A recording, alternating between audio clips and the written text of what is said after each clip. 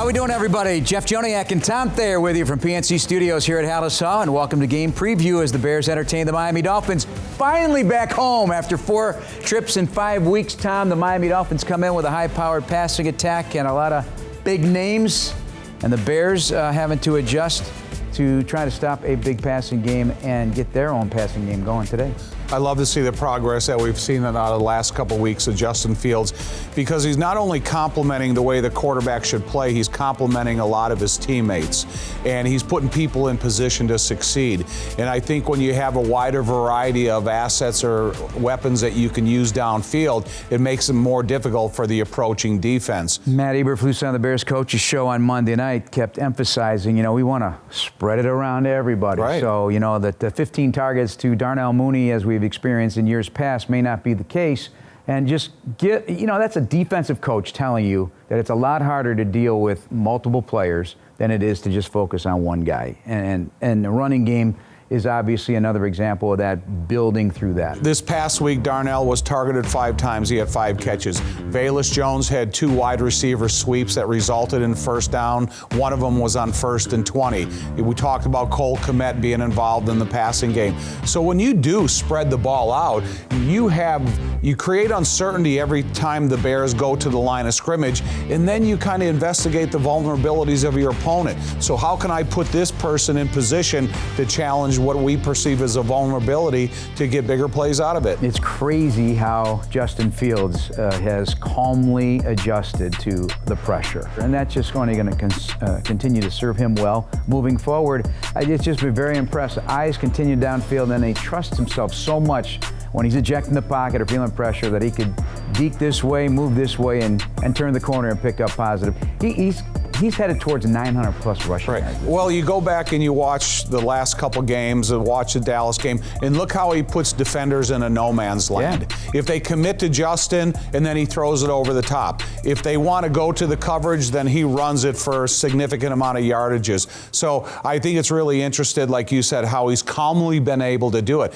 Because in the last couple of weeks, that's what I've seen out of Justin's feet. Yeah. He's got a calm approach, whether he's in the pocket or on the exterior of the offense, looking downfield to try to use those players. And I think it's better for him to decrease the physical style of his game and increase the efficiency style of the Bears offense. All right, the running game's still percolating, folks. We love it. We love it here. I mean, not since 1958. 1958, the Cleveland Browns had 5 games of 200-plus yards in a different era in the first 8 games of the year. The Bears are at 4. Okay, that has not happened by any team in the league since that time. And as a former offensive lineman who annually was a part of a #1 rushing attack year after year after year, I know that warms your heart. It does, but let's bring into focus Chris Morgan, the offensive line coach, affectionately known as SEMO. Because when you talk about the efficiency of the running game, you have to look at the offensive line first. And you look at the multiple changes that the offensive line has faced throughout this season. Every single guy that's come in either at a moment's notice or a weak understanding of what their new role is going to be, the offensive line has really played well. Big SEMO needs a fist bump because 5 different combinations up front already on the offensive line in the first 8 games of the year. Now, who's returning this week? Possibly Cody Whitehair. Larry Borum was out with a concussion last week. Maybe he returns as well. Let's flip it now. The defensive side of the ball. Again, the urgency to be violent at the line of scrimmage or that front 7. Violent and stop the run. And that has got to be key. This is a passing team that's coming into Soldier Field. But Raheem Mostert, you can't sleep on him and what they might try to do. Everybody changes things up depending on the opponent, but they must stop the run. I had a history of playing for a great defensive line coach in John Tierlink, who's passed away a couple years ago. He used to tell his defensive line all the time, you rush the passer and stop the run as the running back is a handoff. The right. They always saw it. But it is here in this game, it is about, when you talk about being aggressive, having that approach at the line of scrimmage, you got to be flying around. So it's the tempo of the defensive line that have the ability to rush the passer every play, but make sure you're playing the run along the way. When you're playing against a quarterback like Tua that's 5'11", and you see what they did a couple of weeks ago against Zappi in New England, who is a 6'1" quarterback in the program, probably 6 foot in bare feet. Hands up. Exactly. Get your hands up. Stop the run, but again, rush with your hands up, and you're going to be able to block some passes, and you see the result of block passes. Roquan Smith no longer a Bear, headed to the Baltimore Ravens. The impact on that locker room and the defense, what's your expectation? Because, you know, it's one of your better players, obviously. Yeah. And that void now has to be filled by multiple people. You know, every guy in that locker room has the next man up mentality, whether it's the trade of Robert Quinn a couple weeks ago or the recent trade of Roquan Smith. There's guys in that locker room that have been here since the beginning of training camp that have been chomping at the bit for their opportunity to play. How can they contribute to this defense? Yeah, Roquan's an all-pro type of player, but there's a guy waiting in the wings for his opportunity to go, you know, allow me to shine in this defense and see how I can contribute. Let's talk about this offense because it's electric. It's Tua, and when he's played a complete game, they are 5-0. They've used 3 quarterbacks already because of injuries.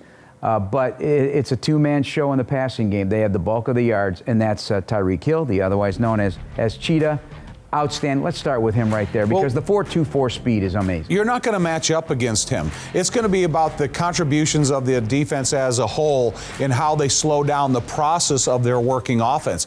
Because there's not a guy in that locker room that's going to go and have a foot race with Tyreek Hill and be able to challenge him. So you have to slow the speed by being aggressive up front. Jalen Waddle, 4.37. Yep. They call these guys the Blur Brothers because they're so fast. That is their nickname down there in Miami. So how do you deal with this? Because yards before the catch, they lead the NFL with nearly 1,600 yards. They don't get a lot of yards after the catch, which tells me the routes are deeper, the connections are patient in the pocket, waiting for the route to come open, and he's connecting. Obviously, the defensive backs are going to have probably the premier tackling game so far this year. But it's going to be about the creativeness of Alan Williams, the defensive coordinator of the Chicago Bears, how he can put that front 7 or 8 to immediately pressure Tua. And again, stop the running game while you're rushing the passer. And I think that's the mentality you have to have going into this game. All right, it's time for our players to watch. Where are you going offensively for the Bears? You know, I'm going to go back to Cole Kmet, and we talk a lot about him, but I think you have to have this mentality that when he's covered, he's not covered. Because Cole Kmet, when you look at the catch he made in the end zone this past week and what he can do for you on the interior of the field in the passing game, it's impressive. He's doing a great job of blocking on the edge that complements the running game. But man, if you could give Cole that, 8 or 9 targeted type game to see what he does, I think Cole can come up with some big catches. I'm going to stick with number 1, QB1. What is performance the last 3 weeks? The numbers are numbers you can win with. The last couple weeks, big numbers, passing the ball and certainly using his legs. I just think he's weaponized himself right now, and he's thrown some really good passes.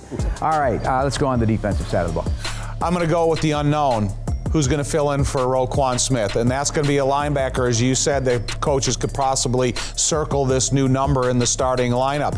And now, because they have a good running game, because they have a super explosive passing game, how does that linebacker fit in? Will he have the green dot in the back of his helmet already calling the defenses, or will that responsibility go to Nick Morrow? So there's a lot of different things that the Bears are going to have to talk about the structure and the style of play without a guy like Roquan and whomever takes over. I'm going with the safeties, Eddie Jackson, and I'm going with the young man, Jaquan Brisker, because he comes up with something big every game. He adjusted throughout that game on Sunday in Dallas and made a bunch of tackles. They had 20 tackles. That's often a red flag, right? But, you still got to make the play, and they're going to have to make the plays. They're going to have to make the plays because those 2 guys are going to catch the football. Right. They are. You just go in assuming they're going to catch the football. What happens after that is the most important aspect of it. You got to make your tackles. Don't let them get a yards out, and don't give up the big play. Eddie Jackson patrolling that back end, Jaquan Brisker. Maybe they turn him loose on a few blitzes against Tua. make them pay like you say. Well, So- last week the safety was a leading tackler for the Miami Dolphins. So you can And we be the celebrated that. you can be the leading Yeah. tackler and you can win the game. But when you talk about the responsibility of explosiveness when you're facing the Miami Dolphins, that's what you have to be on high alert for. There's a game of great safeties here. Javon Holland is knocking on the door of being one of the great safeties in the National Football League. All right, that's going to wrap us up. We appreciate you watching as always. Join us on the radio, 9 a.m. pregame, noon kickoff on WBBM from Soldier Field with Ron, Jim, and Jay in the pregame. And that beautiful man right there, Tom Thayer, and I with the call. Bears back home to take on the Dolphins. We'll talk to you next time.